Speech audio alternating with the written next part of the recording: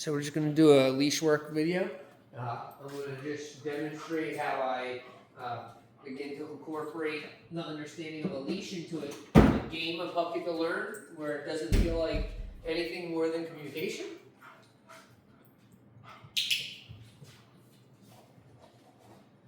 She learns that when it gets tight, there's a way to respond to it rather than pulling into it harder. She learns that yielding to it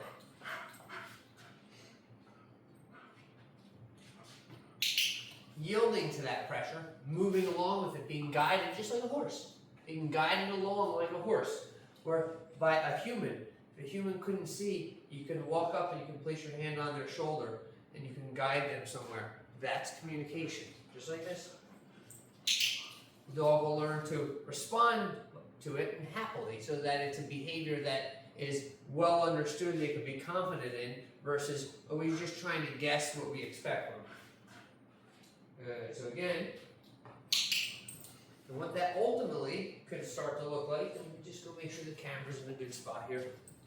And by the way, there's the shepherd here is Miss Stella, and then there's Kira, and then back there's Mr. Gino, the black shepherd, kind of blending in with the place board back there. So I'm going to come over here, and I want to give you a good view of that, so you can see my desk wall right there.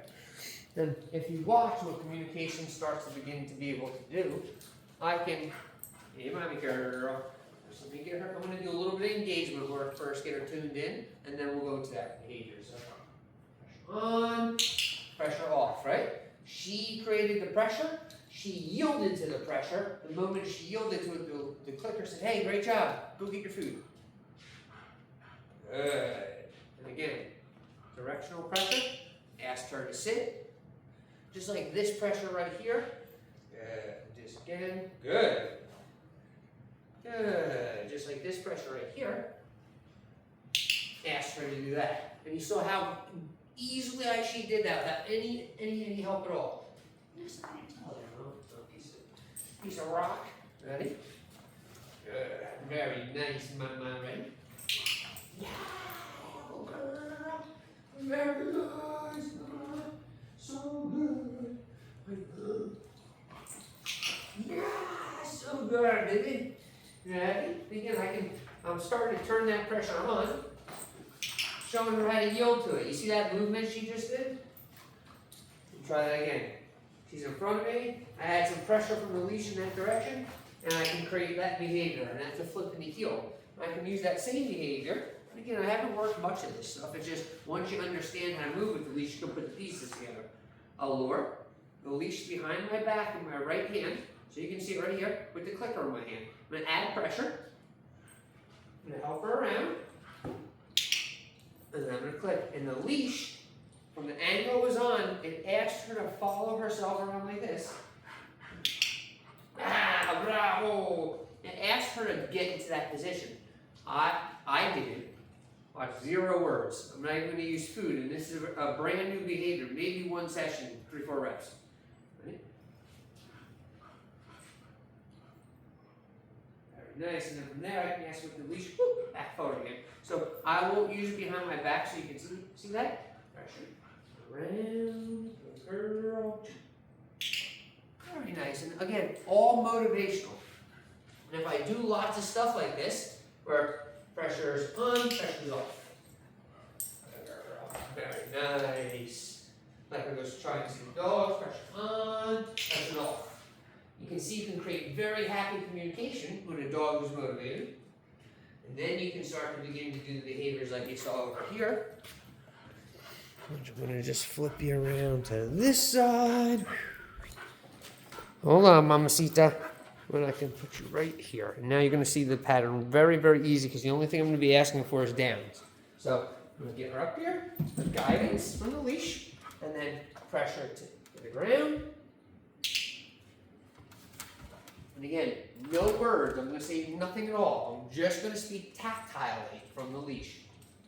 Dogs learn through touch, right?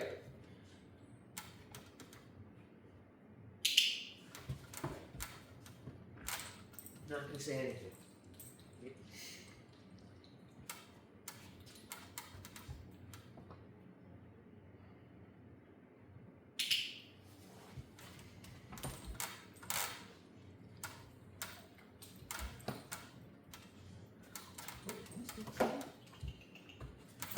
See, again, what I'm going to do is break. I'm going to bring her up and reset this pattern now. Again, I said no words there. I just talked with the leash, which is very, very clear.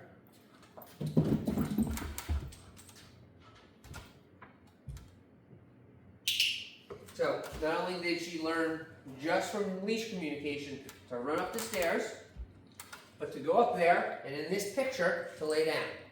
And when she does that enough times, what that eventually looks like when you're doing it properly, break. Come on, like you see, I'm almost having to pull her away from wanting to work. Come on, break. Because she understands how to win the game, so she doesn't want to be pulled away from it. What's I going to say? When she understands the behavior, clearly I can start doing this. Down, and associating a name to it. That way, there's a way to tactilely communicate what I want, with a lure communicate what I want, and verbally communicate it. Down, and not only is she offering it down, but I'm waiting for the eye contact, so that'll be instilled in the behavior. It'll be an expected part of it. Break. Now, you create the picture so that it can be clear for the dog.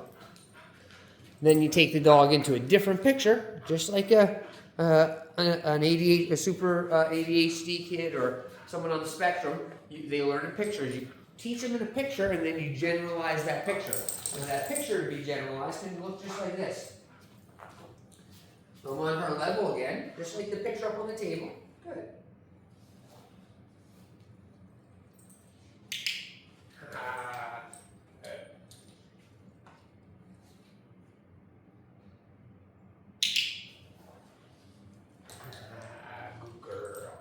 Now we're generalizing the same picture, but I'm on her level, right? But she's off the table on the ground. But I'm on her level still, because it's a picture that she's familiar with. Once she's comfortable with that picture, I can show her this picture. But to expect this picture from the beginning, and I'm going to try, there's not many reps as Maddie's been working on this, but from this picture, you see already it's not as focused, but to add pressure to the ground.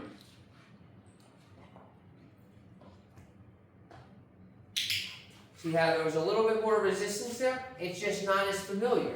So if I really want to, if I have the time and I have a motivated dog and I can go through these steps quickly, I can go from, I'm not even going to do it, we're going to jackpot it, but I can go from this picture to this picture to this picture to this picture. But there, she offered it down, showed me she understands exactly what we're working on in this section. It's like being at the slot machine. It's the same psychology, varying of the reward, how I pay, how it's clicked.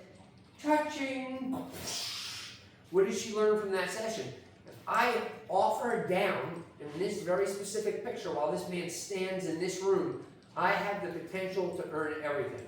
And wow, does that not create a massive amount of dopamine to want to do the behavior. And what happens to gamblers? They become addicted, some of them, and they lose their homes. We're basically creating a healthy addiction to listening or to performing the behaviors. And you can see by the body, while they're working, they love it. It's just not every dog is motivated like ours. So not every dog can obviously be trained in the same way.